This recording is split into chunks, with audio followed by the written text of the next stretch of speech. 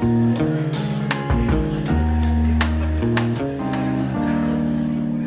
are posing the question, what are the causes of all these tensions and conflicts, and how can Africa ensure that especially great power competition doesn't undermine the continent? Now, this conference is really important because we need to start making sense of the fundamental changes that we see globally in power relations, from the climate emergency to the unbearable human suffering and escalating violent conflicts, to the tech revolution, to ultimately this gross inequality that we're seeing globally. So one of the things about Africa is, because we are in the middle, I'm not talking about a map, but in the middle between great powers, we also have potentially a role to mediate how that conflict plays out. I think it's very important for Africans to engage around questions of how we actually develop opportunities for our respective nations. We need to now stand away from these imperial projections of power and imperial projections of ideas, and to ask ourselves, where do we stand and how can we take advantage of the situation which allows us to forge a new world?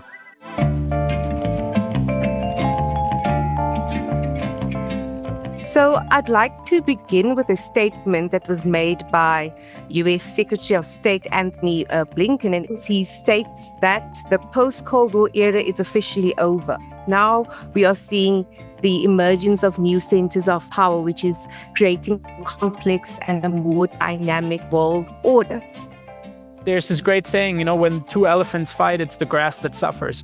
The US and China will intensify those competition elements. This competition presents both opportunities and threats.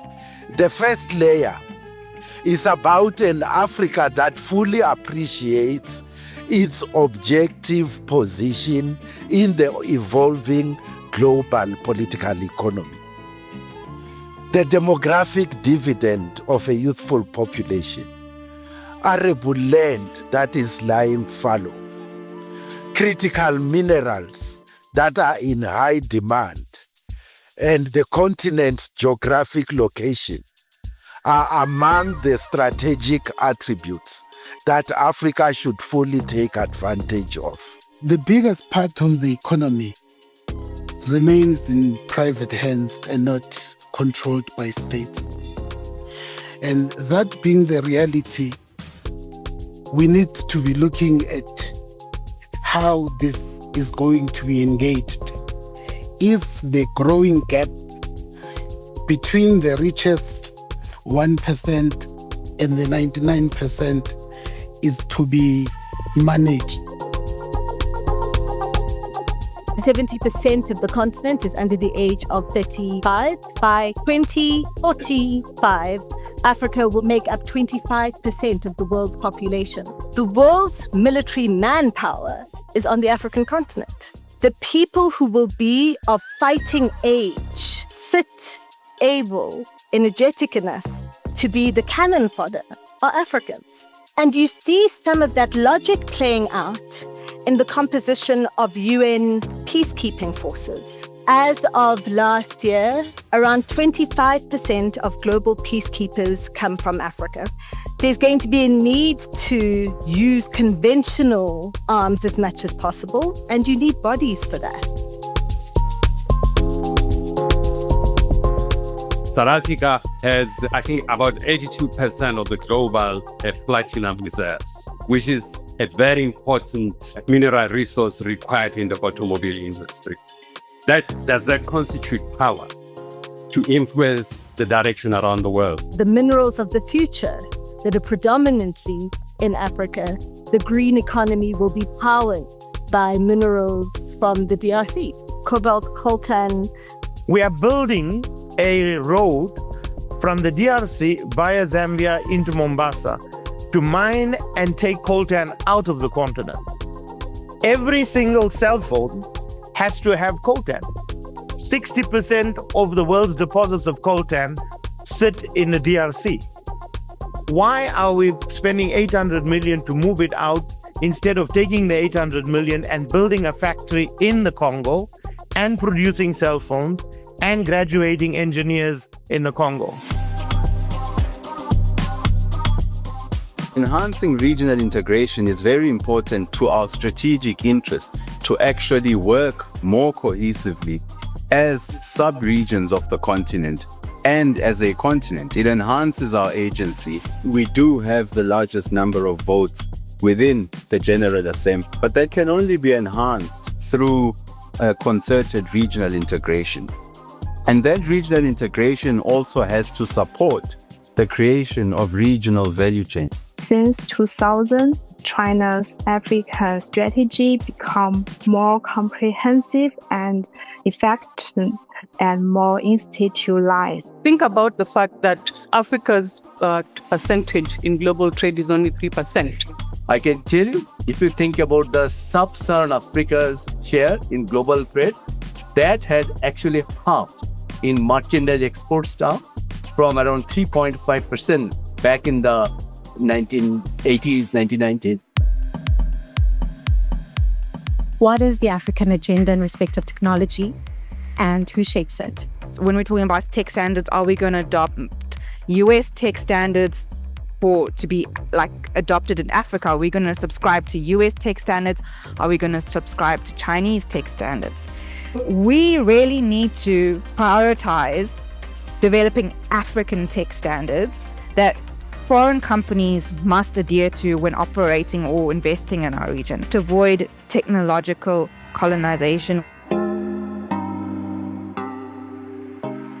The African continent itself is only responsible for less than 4% of the greenhouse gas emissions that are causing the climate crisis.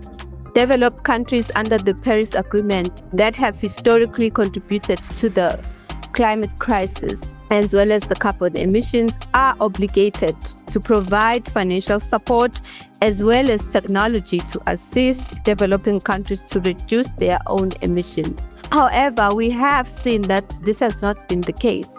We are seeing a trend of green colonialism masking as this insidious and nefarious concept known as carbon credits.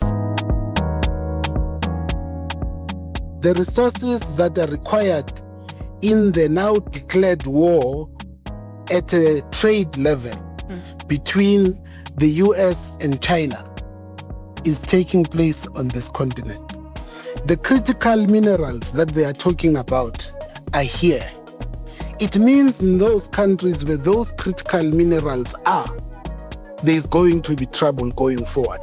In as much as Africa is a key voting bloc on the UN, we don't have a permanent seat on the UN Security Council, despite the fact, again, another contradiction, that Africa's, as an agenda item on the UN Security Council, occupies 50 to almost 65% of discussions, especially around the peace and security. BRICS, in many respects, speaks to non-alignment. It speaks to those principles of South-South cooperation. It has the potential to push for this equitable and more representative institutions that are meant to represent the world as it is.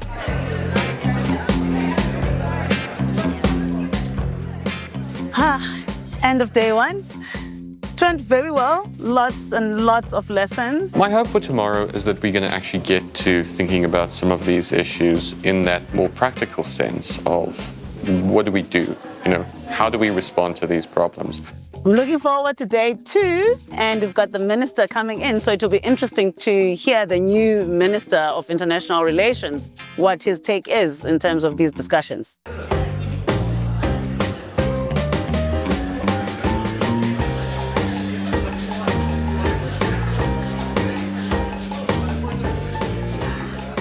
We really, really value this opportunity to look at Africa analytically, not just from a perspective of wanting, but from a perspective of seeing how Africa can develop itself. Our Chinese President Xi also stated on multiple occasions that the so-called Thucydides trap does not exist in reality. However, if major countries continue to make strategic miscalculations, they could end up creating such traps for themselves. Supporting Africa's development is a shared responsibility of the international community. The narrative has to be African. The narrative has to be of the global south. The narrative has to be of the developing world. So Africa has to be part of the wider conversation of what is happening. When you look at the Indian Ocean and Pacific Oceans as one contiguous maritime zone, Africa by definition becomes part of that engagement. The African countries have an opportunity to reclaim their agency in world affairs. By insisting on genuine partnership and aligning agreements with regional groupings and continental programs, Africa has to be in the front of the current discussion and lead the engagement on natural resources, particularly critical minerals. So when you think about critical minerals, crystals, and their value chains, it's something that I think the continent as a whole needs to have a view on and how we approach that. How can African countries diversify their economies to reduce dependence on commodities and attract foreign investment? We need to take a much more critical view of middle powers, such as Brazil, Turkey, India, Saudi Arabia, UAE, all of them with very specific economic investment and, I would dare say, extractive agendas. I think we are geopolitical actors. We shouldn't see ourselves, and I think sometimes we do. We see ourselves almost as having to be reactive. So I think we have to be very deliberate about the types of foreign direct investment that we allow, but then that has to be buttressed with the ability to build some form of strategic autonomy in the sub-regional. Africa today is worse off than it was 3 decades ago because peacekeeping was an instrument that was conceived for wars between states who follow the rules of war, who respect the Geneva Convention, etc. What we forgot is that paradigm has ended. Post-1990, we're dealing with more internal conflicts. Between 2014 and today, a 400% rise in insurgencies across Africa. You've got organized criminal syndicates, drug traffickers, arms traffickers, human traffickers, rife across the continent. And the danger today that what we're seeing is the intersection between the political establishment and organized crime. So what's our contribution to de-escalating these conflicts? How do we concretely make a contribution towards silencing the guns? Unless we establish a Pan-African security entity to take care of our own security, we will wake up 10 years from now and find our security in the hands of somebody else. BRICS must come into the party, because if BRICS is not an implementer and BRICS is just a talking head, we are going nowhere. The challenge has begun. MISTRA, lead.